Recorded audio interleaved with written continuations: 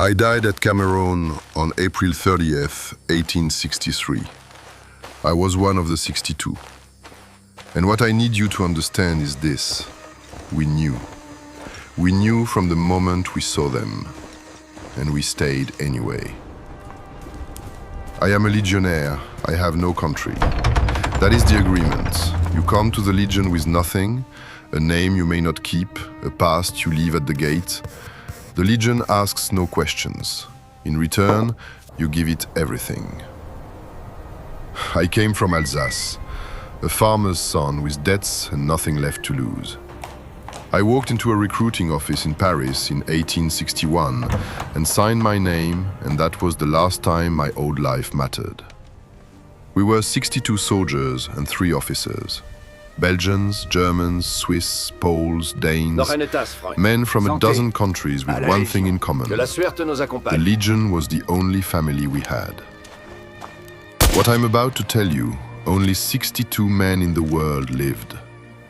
We held off 3,000 Mexican soldiers for 11 hours with 62 rifles and an oath we swore on a wooden hand.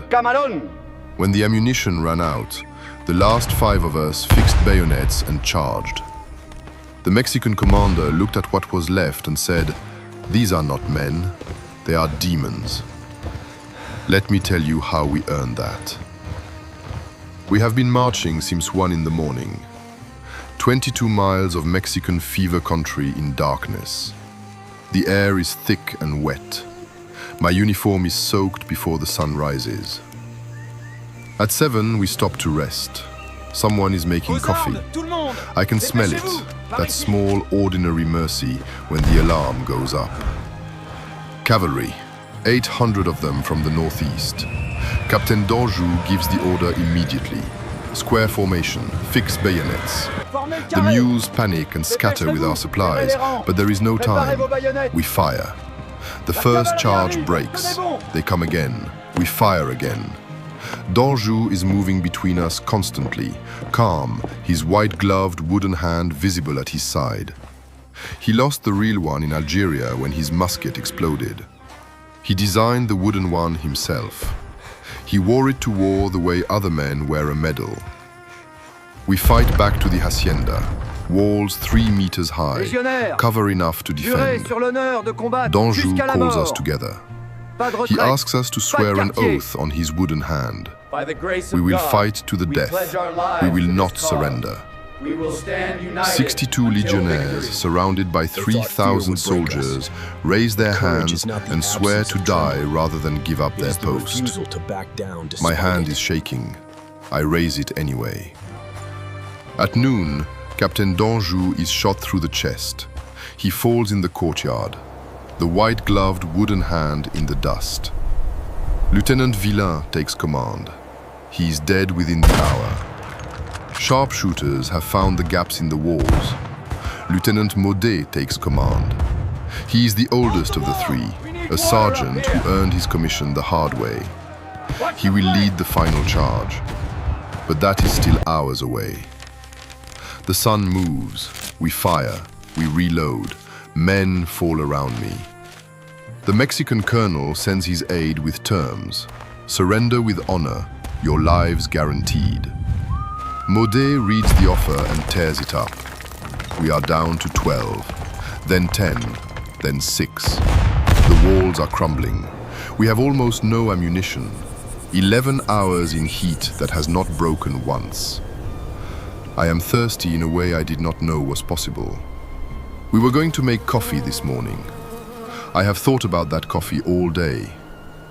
5 of us remain, Maudet and 4 legionnaires. I am one of the 4. No ammunition, 2 breaches in the wall, 2,000 soldiers massing for the final assault. Maudet looks at us. He makes no speech. He fixes his bayonet and walks toward the breach. We fix ours. We follow. I want to tell you I was thinking of something profound. My mother, the Legion, something that would make sense of it all. The truth is, I was thinking of nothing. My body moved and my mind went somewhere quieter. The oath was inside me like a stone, and the stone knew what to do even when I didn't. We come out of the breach at a run. 2,000 Mexican soldiers waiting. I hear the shots. I feel the ground.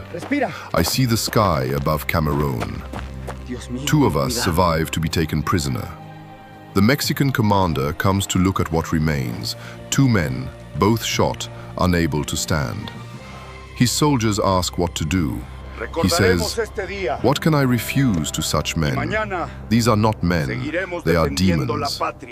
He gives us an honorable surrender. He honors the body of Danjou. On the courtyard ground where Danjou fell, a Mexican soldier finds the wooden hand, the white glove, the articulated fingers still strapped at the wrist. He takes it as a trophy. It disappears for 2 years before an Austrian officer buys it back at a ranch and returns it to the Legion.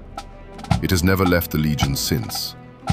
Every year on April 30th, the Legion parades Danjou's wooden hand through Aubagne in a glass case. To carry it is the greatest honor a legionnaire can receive. The officers make coffee for the enlisted men, to remember the coffee we never drank on the morning of Camarón.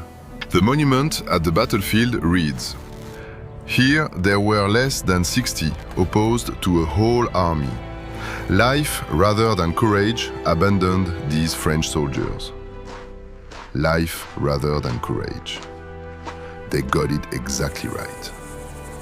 People ask what Cameron means, why the Legion carries a wooden hand like a holy relic. Why soldiers 160 years later swear oaths in its name. It means we were 62 men from countries that had already discarded us, fighting under a flag not our own, for a convoy we would never see arrive, and when the colonel told us to surrender, we tore up the paper and fixed our bayonets. Not because we thought we could win. We knew we couldn't win. We knew from the first cavalry charge in the morning light that this was the day we died. We charged anyway. We held for 11 hours anyway. That is the Legion. You don't fight because you think you survive. You fight because the oath is inside you, and the oath doesn't care about the arithmetic. Legio Patria Nostra. The Legion is our fatherland. We had no other. We gave it everything. Every year they carry the hand through Aubagne, and every year it means the same thing. We knew, and we stayed.